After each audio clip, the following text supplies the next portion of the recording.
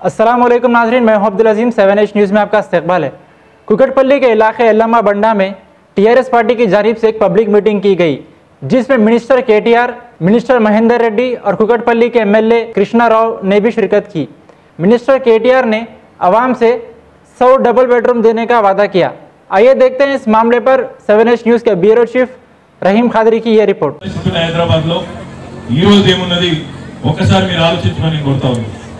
4 ఏళ్ల కిందట అప్పుడు కాంగ్రెస్ ముఖ్యమంత్రి గారు పిల్లి శాపాలు పెట్టిండు।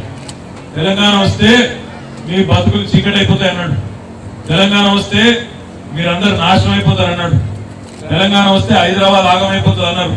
ఒకటి కాదు, రకరకాల పంచాయతీ ఆంధ్ర తెలంగాణ పంచాయతీ పెట్టే ప్రయత్నం చేసినారు। ఇక్కడ ఉండే ఇతర ప్రాంతాల సోదరుల్ని ఇబ్బంది పెట్టారని పుకారు లేపినారు। రకరకాల మాటలు, రకరకాల కథలు। ఇంకో మాట, అసలు మీకు పరిపాలించడం చేతనవుతుందా? మీరేదో ఉద్యమ పార్టీ రోడ్డు మీదకి వచ్చి ధర్నాలు చేయమంటే చేస్తారు, లొల్లి పెట్టమంటే పెడతారు, కానీ మీతో పరిపాలన వస్తుందా? మీకు అంత చేతనైందా అని కూడా అన్నారు। మరి 4 ఏళ్లలోనే నవ్విన నాపచనే పండుతుంది అని పెద్దలు ఎప్పుడో సామెత చెప్పినారు। నవ్విన వాళ్ళందరి నోర్లు మూతపడే విధంగా మన ముఖ్యమంత్రి కేసీఆర్ గారు ఎన్ని కార్యక్రమాలు, ఎన్ని రకాల సంక్షేమ కార్యక్రమాలు, ఎన్ని రకాల అభివృద్ధి కార్యక్రమాలు చేసి ఈరోజు భారతదేశంలోని ఇతర రాష్ట్రాలకు కూడా ఆదర్శంగా దేశంలోనే నెంబర్ 1 ముఖ్యమంత్రిగా ఉన్నారు। ఒక్కసారి మీరు ఆలోచించమని చెప్పి నేను కోరుతా ఉన్నాను। హైదరాబాద్ లో మీ లెక్కనే నేను కూడా పుట్టింది కరీంనగర్ లో, కానీ పెరిగింది హైదరాబాద్ లో। ఇప్పుడే మా తమ్ముడు కిరణ్ వచ్చి చెప్తున్నాడు వెనకెళ్ళి, అన్నా ఈ ఏరియాలో సిద్దిపేటలు కూడా చాలా మంది ఉంటారని చెప్తున్నాడు। ఉన్నారా ఎవరన్నా? బాగా ఉన్నారు। ఆయన చెప్తున్నాడు వెనకెళ్ళి వచ్చి, మీరు కూడా సిద్దిపేటనా? సంతోషం, అత్తగా సిద్దిపేట ఇంకా పవర్ఫుల్।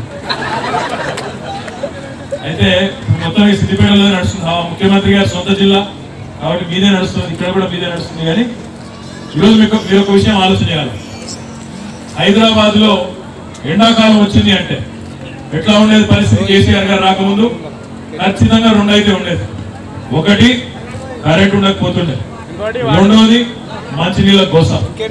ఎండాకాలం వచ్చిందంటే పీజేఆర్ గారు ఆనాడు ఖాళీ కుండలు పెట్టుకొని మన ఆల్విన్ కాలనీకి మొదలు పెడితే, ఎల్లబొమ్మడికి మొదలు పెడితే ఖైరతాబాద్ దాకా నడిపించి మొత్తం ఆ జలమండలి ఆఫీస్ ముంగట వేల మంది పోయి కూర్చునేది, మాకు మంచినీళ్ళు దేవా అని చెప్పి అక్కడ లొల్లి।